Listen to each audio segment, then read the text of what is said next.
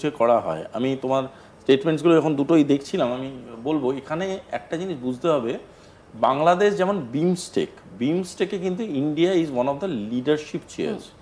সেখানে বিমস্টেকে কোঅপারেটিভ ডিপ্লোমেসির কথা বলা হয়েছে, সেখানে বিমস্টেকে ওয়েলফেয়ার ডিপ্লোমেসির কথা বলা হয়েছে। এই সব জিনিসগুলোর মধ্যে ইন্টারন্যাশনাল হিউম্যান রাইটস কিন্তু ইজ এ কনসিডারেশন পয়েন্টার।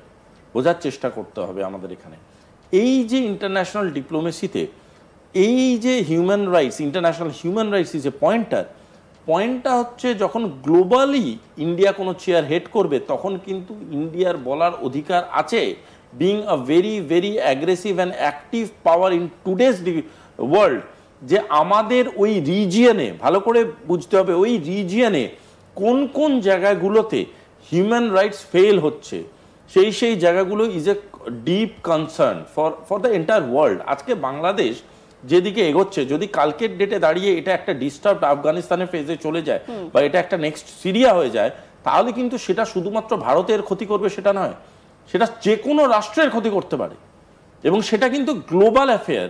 এটা কোনোদিনই ভেবো না যে এটা যেহেতু ইন্ডিয়ার প্রতিবেশী, ইন্ডিয়া মোস্ট কনসার্ন, কিন্তু এটার মানে এই নয় যে আমরা গোটা পৃথিবী এটার উপরে এফেক্টেড হয়ে যেতে পারে।